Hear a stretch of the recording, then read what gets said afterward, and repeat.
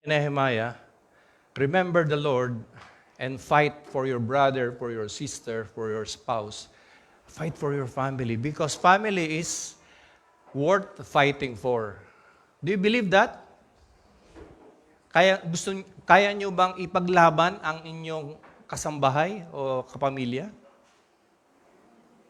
Natural, lalo na sa Pilipino, no? Okay na? Oh, sige. Okay. Try natin, ha? Try natin.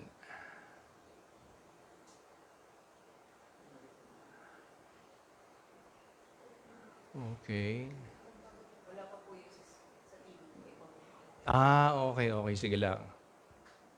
So, tuloy lang ako. Okay. So,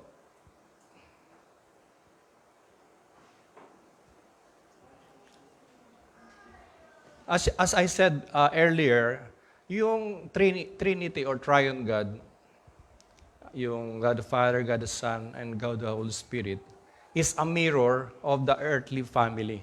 Hindi kayo nagtataka, bakit yung design ng family, ba't ganun? May tatay, si Adam, tapos saan ang galing si Eve? Proceeded from Adam. Hindi naman siya ginawa ni God separately. It is extracted from Adam.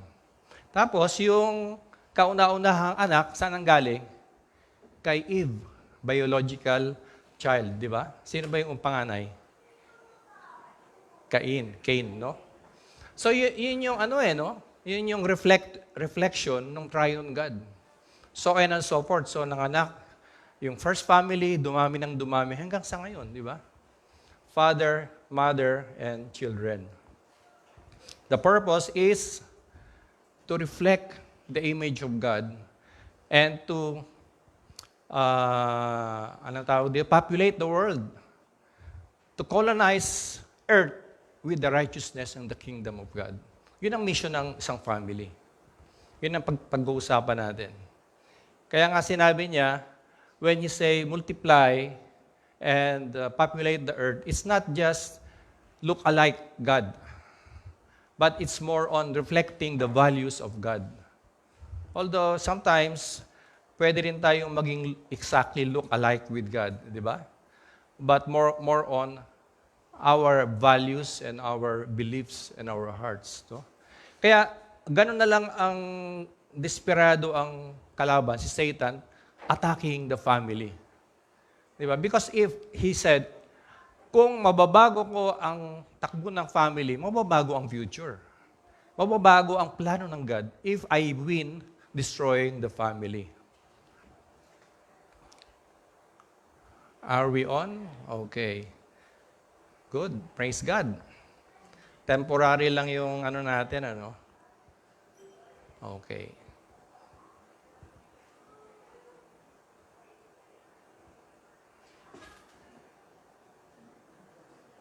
Okay. Escape muna ako. Nag-hang.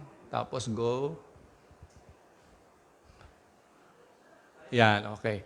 Shall we read this verse? Although tapos na, pero parang sulit naman basahin. Okay, now, 1, 2, ready, go. Now, this is the commandment, the statutes and the rules that the Lord your God commanded me to teach you, that you may do them.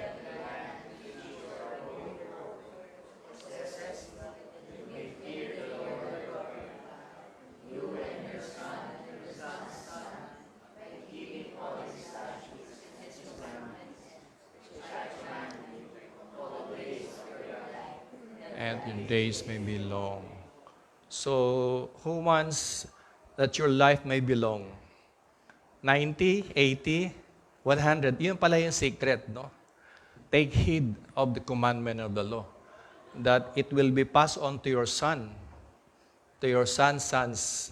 Tama-tama yun, nagsisimula pa lang ng family. Ito pala yung sikreto ng successful at mahabang buhay, no? Okay.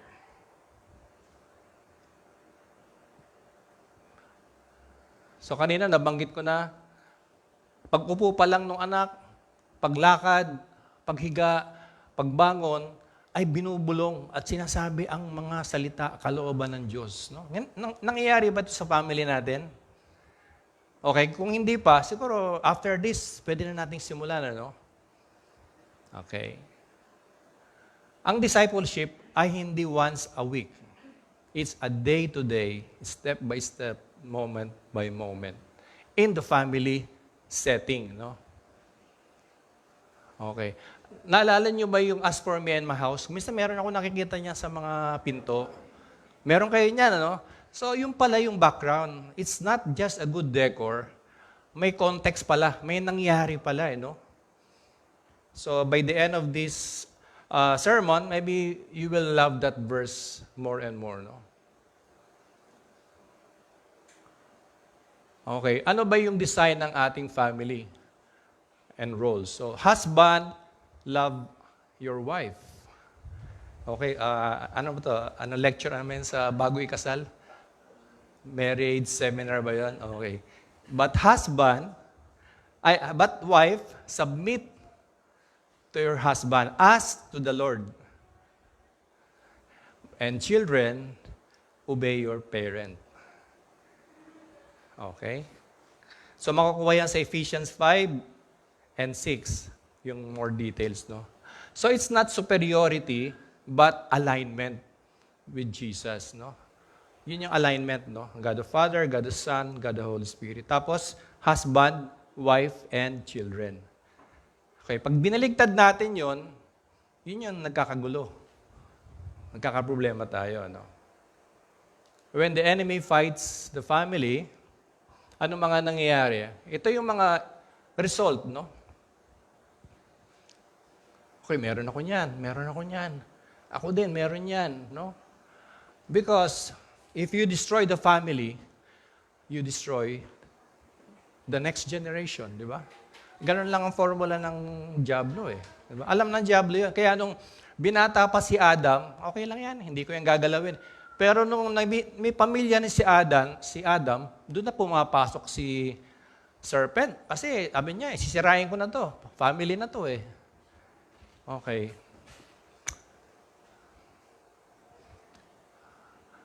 Ito yung nabanggit natin kanina, yung kwento ko, narrative ko, no?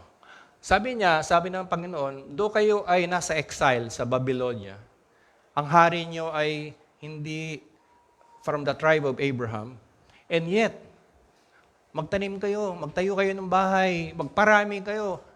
Kasi, you have to continue the law and the righteousness of God, even in the foreign land.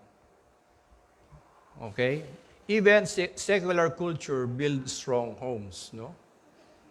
So, biblical pala, pray for the city. Hindi, wag nating pag-pray kasi ang daming corruption eh. Hindi, sabi ng Panginoon, pag-pray nyo pa rin sila. Kasi, if your nation is blessed, sinong beneficiary? Hindi pa tayo rin. Pag kinurse ng God ang Philippines, sinong tatamaan ng curse? Tayo rin. So, okay, biblical talaga. Pag-pray natin ang ating bansa, no? Ang ating government. Okay. Ngayon, sabi kay Abraham, pagpapalain kita at ang buong mundo ay mabe-bless through you. Pero, mayroon kang dapat gawin. You have to build your home. Dapat itayo mo muna ang iyong family, no? Kasi, kapag pag na-establish ang family, then the blessing will follow.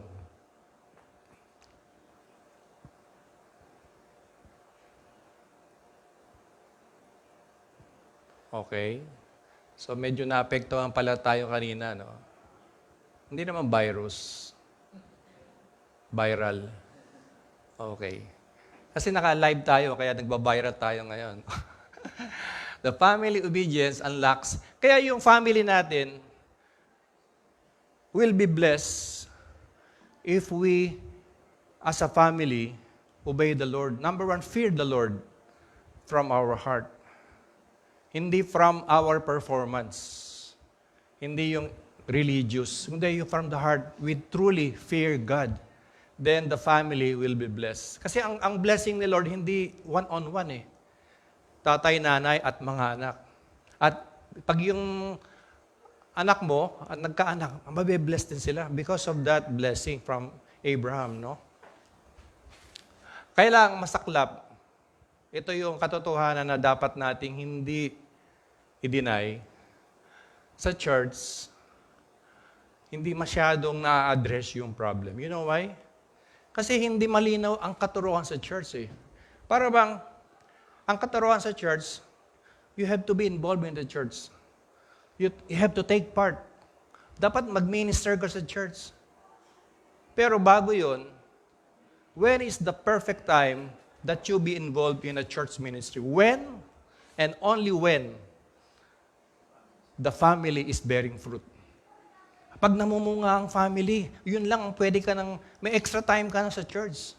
Pero kung hindi mo pa sinisimulan sa church, don't enlist your name here. Kasi, magiging religion tayo eh. Di ba? Failure, magiging manineglect natin ang family natin. Tapos, magiging mechanical. Because kingdom discipleship must return home. Okay. Kuminsan nga, yung church activity, nabablock yung church family ministry. Meron kayong experience o may alam kayo? Dahil sa hindi na umuwi yung tatay at nanay, o isa doon, hindi na nila napapakain ng maayos yung mga anak. Hindi na nila natuturuan mag-pray. Hindi nila nasasamahan sa kung ano yung dinadaanan ng mga anak. Kasi busy sa church eh. Ako, testimony ko, ang tatay ko, pastor, for the longest time. Pero at the end of the day, ayokong ng Sunday. Kasi nandun lahat ng attention niya eh. Tapos pag balik niya sa bahay, pagod na. Pag milalapit ako, hindi niya na ako masagot. Pagod na siya eh. Tapos may mga midweek activity. Nakatira kami sa isang church. Parang ito, bahay ng pastor. Mandyan yung kwarto namin. Pagdating ng mga member, magka-practice, sabi ko, eto na naman. Sira na naman ang araw ko. Kasi walang privacy.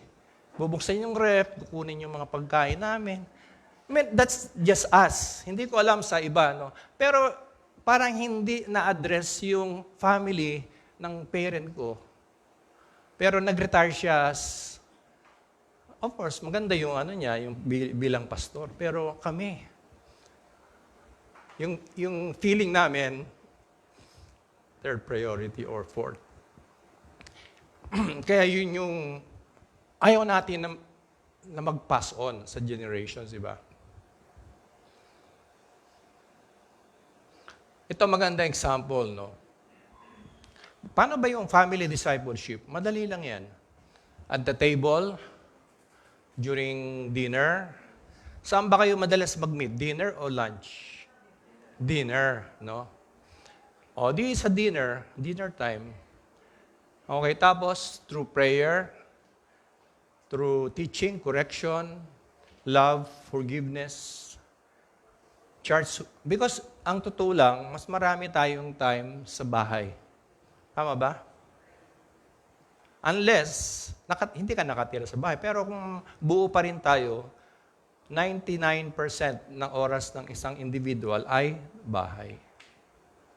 Okay. Sa Psalms 128, mababasa natin.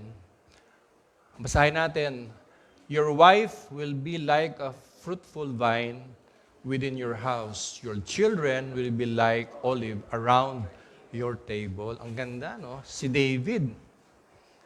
Okay, hindi ko alam kung gaano kalaki yung table ni David. Pero, ang scenario is lunchtime or dinner, nandun yung tatay at nandun yung nanay.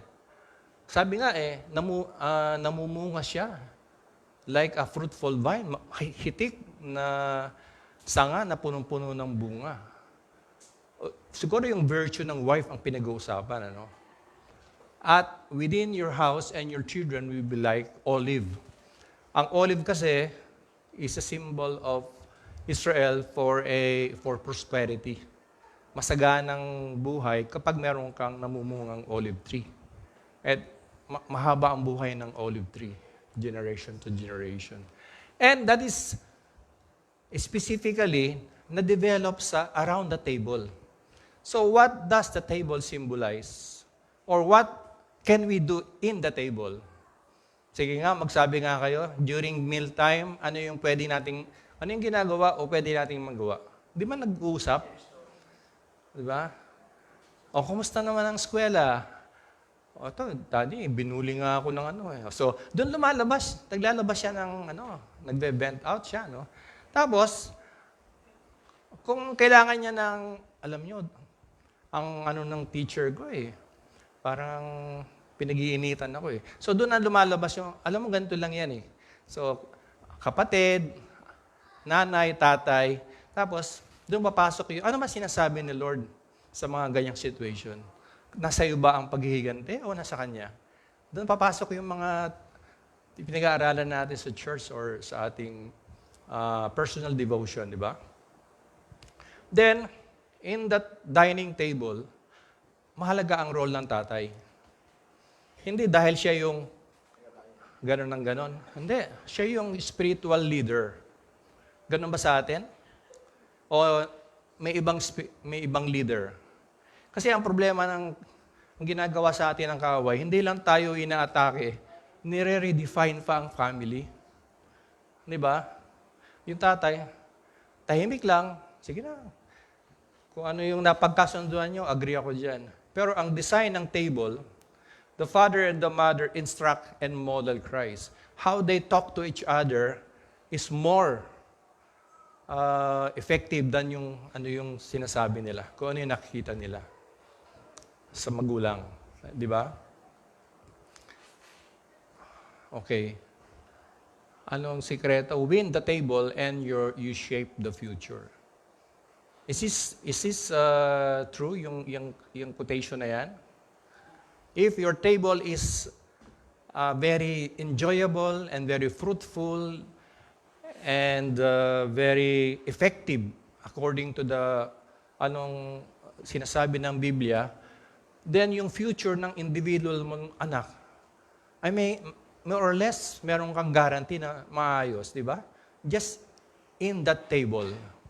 Kaya exciting yung exciting yung dinner time or lunch time. Diba? Every day. Kasi may dinner naman every day. Kung hindi okay kagabi, di, bawi tayo bukas. Palagi namang may chance the following dinner, di ba? So, prepare ng magandang, masarap na pagkain.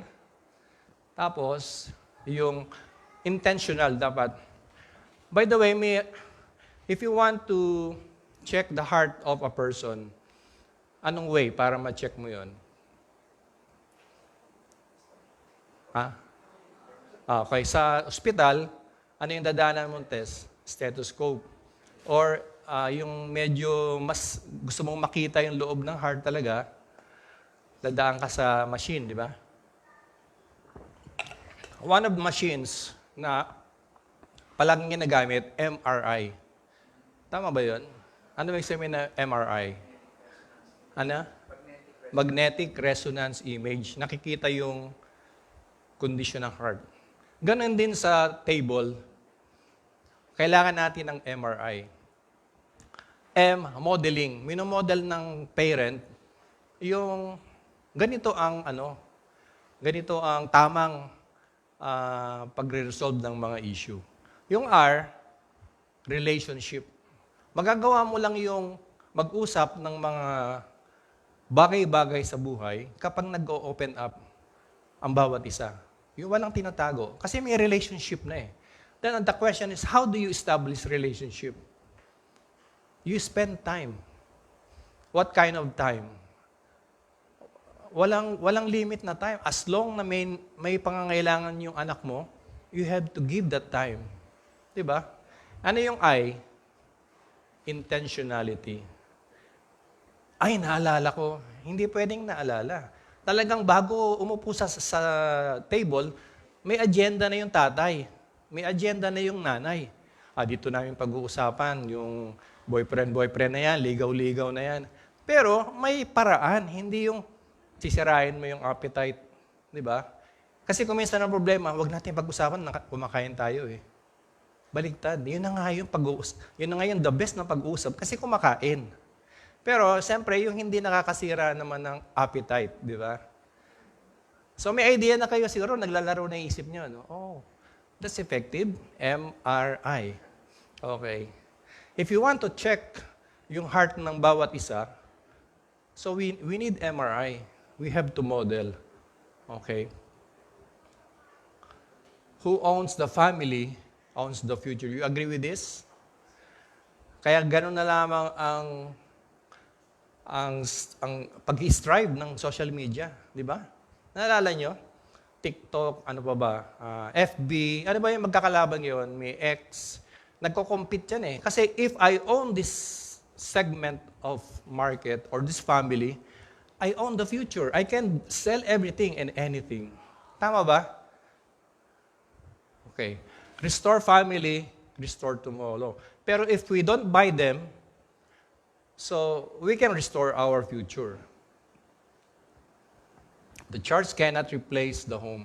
Nasabi na natin kanina yan. Ano? Why? Because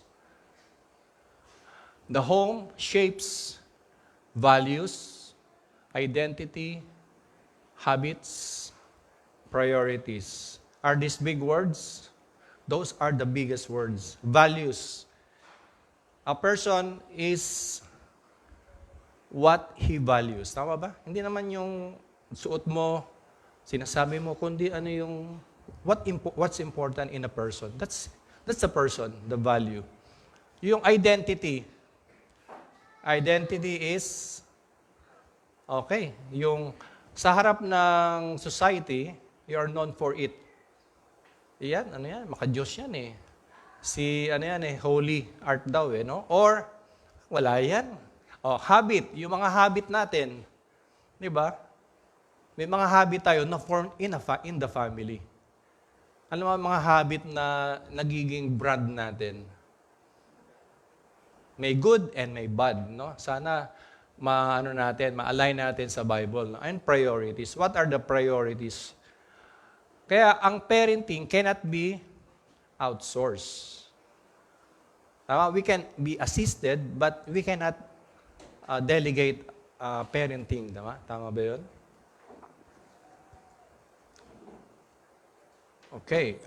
Naalala niyo kilala niyo ba si Michael Smith? Hindi masyado, no? Michael Smith is a Christian composer and singer. Tama, kilala niyo siguro. Michael Smith. Alam niyo ba, he has sold the most number of CDs in history. Noong 1990, he has sold more than 3 million copies. Ano yung laman ng CD niya? Christmas. May maraming mga Christian version, meron din namang secular version. Pero, that is very important in the Christian community kasi, di ba, contemporary, marami naman mga pangalan. Pero, at least, napasok yung isang Christian, Michael Smith. Ang title ng kanyang CD nung album niya ay Christmas. Siguro you can check sa Spotify, no? Maganda, pang Christmas nga lang, no? At alam niyo ba, ang ganda nung symbolism ito kasi ginawa ni Michael Smith isang master copy. And that master copy was duplicated into more than 3 million copies. And growing, still growing, dumadami pa. So, biro mo, nakaproduce ng isang copy, ang tawag doon ay master copy. Tapos, yung binibili natin, ang tawag doon ay slave copy. Pwede mong tawagin na duplicate copy. Pero, pag pinatugtog mo yung master copy at yung slave copy, wala kang makikitang difference. Tama ba? Mas maganda pa nga yung slave copy kasi may packaging eh. Ito, nakalagay lang yung parang ownership, yung copyright, gano'n. So, imagine that, If you want to get hold of the master copy, you don't need to look for that one piece kasi you can buy it any store. Ganon yung buhay ng isang Kristiyano. We are the slave copy of the master copy.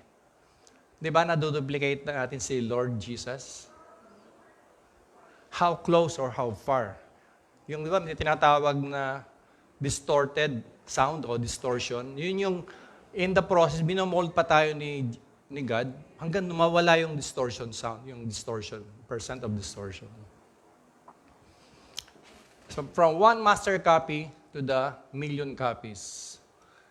Same life playing in many homes. That's the goal of discipleship. So we're almost finished. Okay, your home is where disciples are formed. So, gusto natin ng discipleship. Tama ba? Amen ba? Meron ba kayong question na hindi naman duplication lang yung discipleship eh. Sabi nga ni Christ, you'll go to heaven, no question about it. But representing me from heaven to earth is a different story. That's discipleship. Kaya he took time and disciple at least ilan? 12, 11, 12 pa rin kasi may pumalit naman kay Judas. No? At from that 12, hindi na malaman sino talaga yung master copy. Kasi pare-pareho na itsura nila no? Hanggang sa church ngayon. So our conclusion is, so we want to expand the kingdom through our families. Sabi nga ni Joshua, as for me and my house, we will serve the Lord. Praise God, no? Although na-delay tayo ng ilang minutes. Pero, have you learned anything, something for today? Palagay nyo, saan masarap magsimula ng discipleship? Sa isang malaking iba't ibang mga members o like this or sa family? Family, di ba? Kasi wala ka na i-prepare eh. Kakain ka lang sa table. Yun na yun. Yun na yung small group gathering nyo. Naka-shorts ka lang, nakasando. Walang masyadong preparation. No? How practical it is. At alam nyo ba, kung anong ino-honor ni Lord the most? That setting. That setting. You may not attend a small group in a church speaker. So, ayoko nang ibitin sa another month. So, I'd like to conclude and take you, like you to take home. Pray for your family. The father is a small group leader. The mother is the assistant group leader. If you're a single mom, then the single mom is the group leader. Ngayon, kung nagkataong wala kayong tatay at nanay, the eldest is the small group leader. 3, 2, okay na yun. Hindi kailangan marami. Ang mahalaga, faithful tayo sa sinasabi ng Deuteronomy 6. Ang basahin natin as a parang core, biblical basis, Deuteronomy 6, 1-9. Nandun po yung small group setting. Kasi, pag tumayo, pag naupo, pag natulog, pag gising, we talk about God. We talk about God. Diba? Kumusta ang buhay mo? Kumusta ang prayer time mo? Kumusta ang anong mga problema mo? Anong gusto mo pag-pray natin? As simple as that. No program, no structure. Diba? But you pray for each other. So I'm excited, no? So how many family group can we have from here? 1, 2, 3, 4. Ang dami. More than 10. Time to stop. Sabi naman. So let's pray. Gracious God and Heavenly Father, thank you for this wonderful work that you have done for the past 4 to 5 Sundays talking about kingdom discipleship. And now, Father, we are so sure, Father, that your will is for a family to go back to Deuteronomy 6 as you have commanded Moses and Joshua, Nehemiah, Jeremiah, and finally, Lord Jesus Christ. Father, I pray that you will work to the father and the mother of this family of your church, that we will find joy, excitement, and dependence on you, O God. Build your church, O God, through the family discipleship. Give thanks and glory to your holy name, O God. In Jesus' name. Amen. Amen.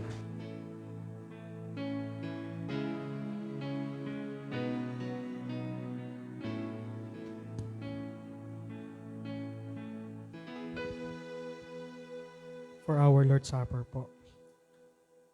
May I first read our text, Corinthians 11, verses 23 to 26. For I received from the Lord what I also delivered to you, that the Lord Jesus on the night when he was betrayed took bread, and when he had given thanks, he broke it and said, "This is my body, which is for you. Do this in remembrance of me." In the same way, also he took the cup after supper, saying, "This cup is the new covenant in my blood. Do this as often as you drink it in remembrance of me. For as often as you eat this bread and drink this cup, you proclaim the Lord's death until He come." Ang siping na ito mula sa unang Korinto ay paalala ng pag-ibig ni Jesus na ibinigay sa atin sa mismong gabi ng kanyang pagkakanulo.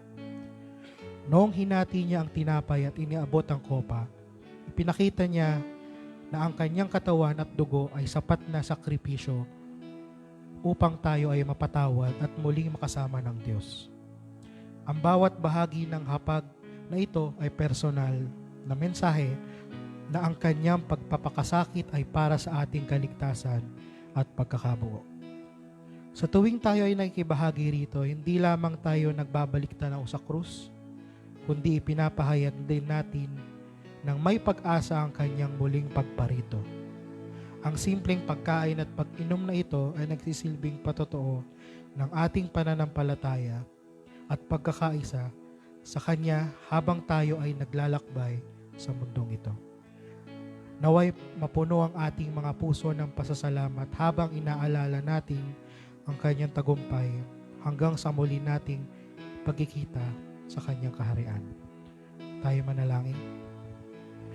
Panginoong Jesus, maraming salamat sa iyong dakilang pag-ibig na ipinakita mo sa krus.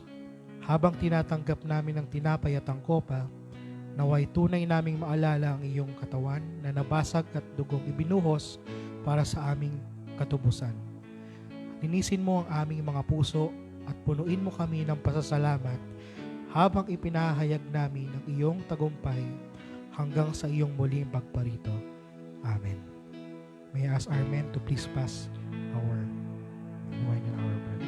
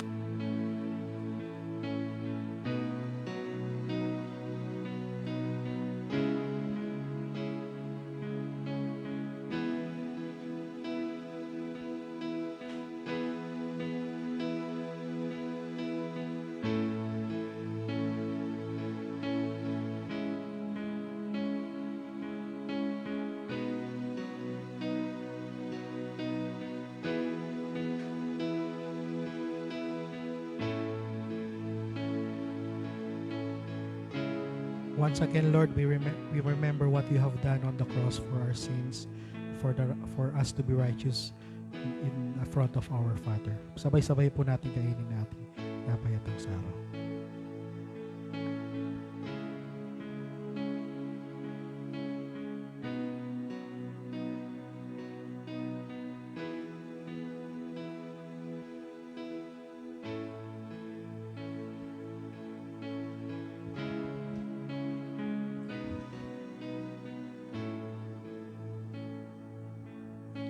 At ngayon po, dumako naman po tayo sa ating pagbibigay.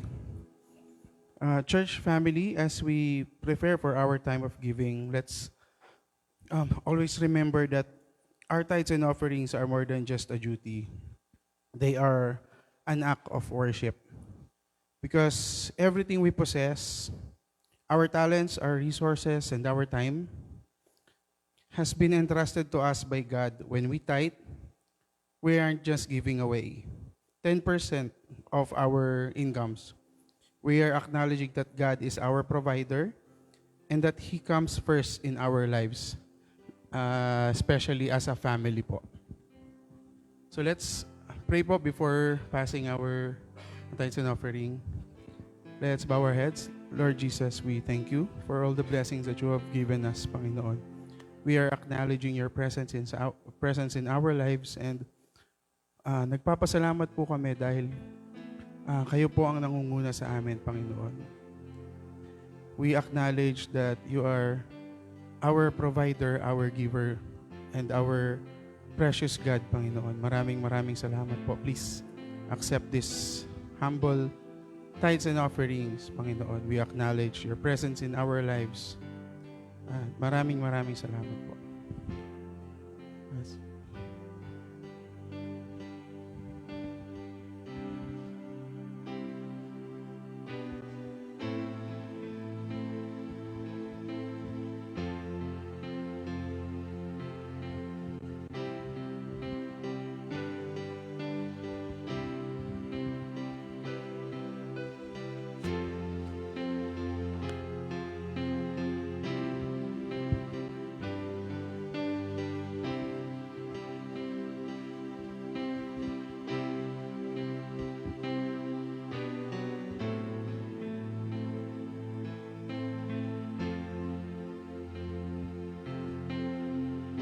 Sa ating pag-hiwa-hiwalay mamaya sa ating small group.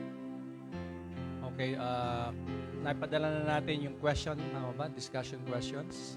Meron na kayong copy, sa inyong kanyang phone. So, as an improvement, before we go to the 3 questions, we will review the last week. Kasi parang meron dong isang action point, di ba? What I will do this week in response to that message. Siguro unahin natin yun. Kung uubusin niya yung oras, okay lang. Mahalaga yun yung na-apply natin kasi sa new lesson. Pero kung kaya pa namang accommodate the new lesson, much better. Okay, tayo ba ay napagpala ng Panginoon sa araw na ito? Kung ganoon, tayo po ay tumayo. Pagpalain kayo ng Panginoon at ingatan, pagliwanagin niya ang kanyang mukha sa inyo at pagkalooban ng biyaya. Lingapin kayo ng Diyos at naway mapuspos ng kapayapaan, kagalakan at pag-asa umaapaw sa ngalan ng Ama, ng Anak, at ng Espiritu Santo. Amen.